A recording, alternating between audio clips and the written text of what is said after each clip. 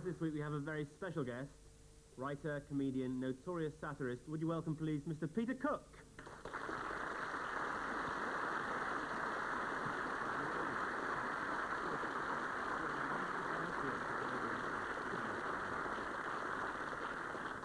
Peter, very good to have you on the show and looking as young as ever.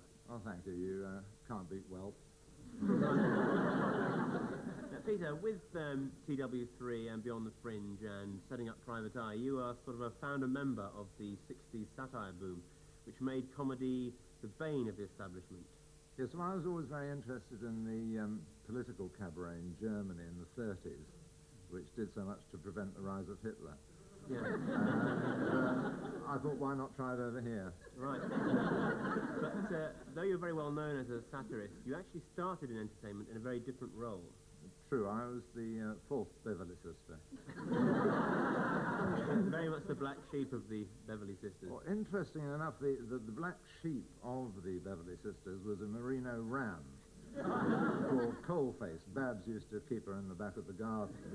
Fascinating story. In fact, I've written a book about it called Coalface, the black sheep of the Beverlys, which is now available in paperback. Thank you very much. Peter, interesting tale. Peter, you're doing it, aren't you? I did say don't come on here just to plug your bloody books. I'm just fed up with celebrities coming on other people's show to plug their books. No, I'm sorry about that. They do tend to go on ad nauseam, which is why I've written an expose of this kind of thing. Peter Cook's 100 most blatant plugs. You're doing it again. You're Doing It Again is the title of my new autobiography out in hardback and softback and everything else.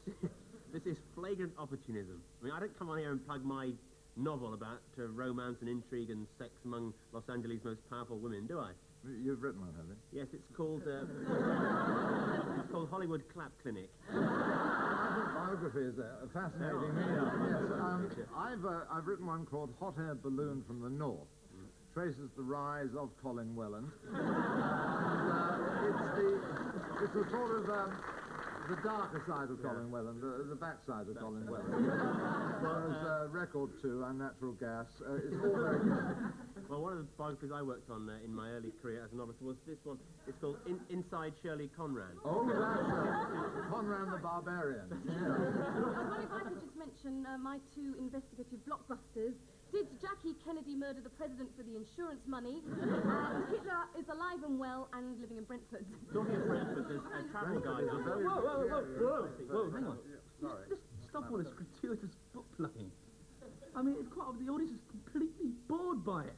Love it. You know, and they're not. I mean, unless anybody here has got a book they want to plug as well.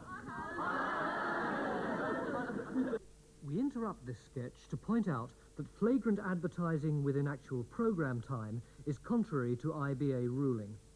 The IBA regulations governing on-screen advertising are now available in a glossy bumper Christmas book. The IBA rules OK.